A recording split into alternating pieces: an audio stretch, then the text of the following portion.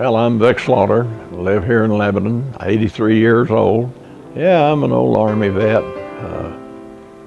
I was in a 155 gun outfit, and Uncle Sam says that's where my hearing left. At least they can't prove it otherwise, and so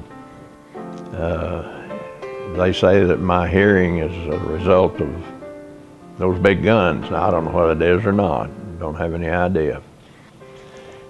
It's kind of odd. My brother was in service. He's a Korean War veteran, but he spent all of his time in Germany. My younger brother is a Vietnam veteran, spent all of his time in Germany. I spent 16 months in Korea, but I'm nothing. So I was in Korea I left in December of '55, then went on a troop ship over, and so I got there somewhere around the 1st of January or somewhere in there, and I stayed till January, February, March, until April of '57. I was over there 16 months. What did you do? Most of them flew to their assignments, but I was held back and put on a ship, and there's 5 or 6 officers on the ship with about 800 guys. And we got in a Typhoon. That's another funny thing. We got in a Typhoon outside of Yokohama, Japan. And 24 hours later, we were farther from Yokohama than we were the day before because we couldn't buck the wind. They just bucked us. We just buckled down, and the wind blew our ship farther away than what we were. We were trying to make headway, and we couldn't do it. I was an artillery officer. I was second lieutenant when I got there, and I was a battery commander, and so we were right up on the DMZ almost, which was not where 155 gun outfit was supposed to be. We were supposed to have been back 15 miles or more.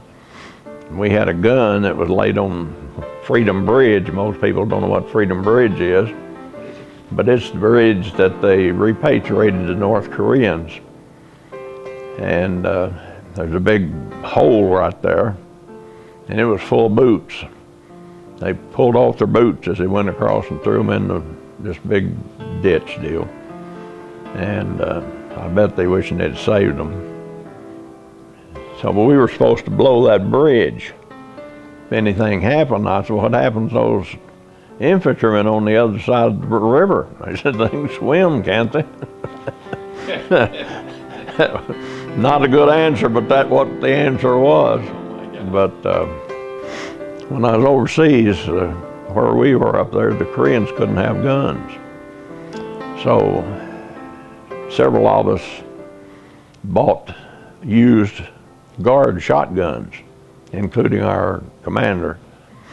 And first time he said, Slaughter, let's go.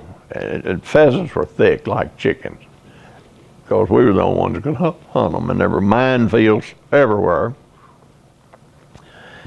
He said, let's go hunt some pheasants. So I said, well, fine with me. And he said, take your Jeep.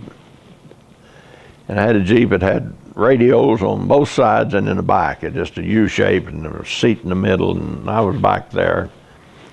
And we couldn't, officers then over there couldn't drive a Jeep. They weren't allowed to.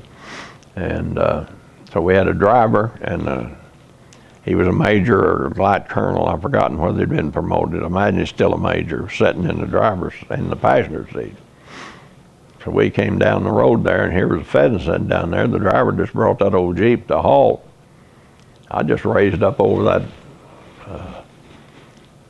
big radio that was on the left and shot the thing. And the major said, Slaughter, there's 2 things about that. Said, number 1, you Arkansas'd that bird, and that's not good. Shot him on the ground. And he said, the other thing was, that was my bird.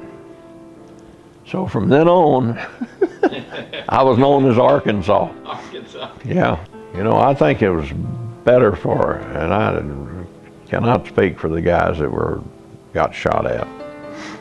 But they went to war, they stayed at it.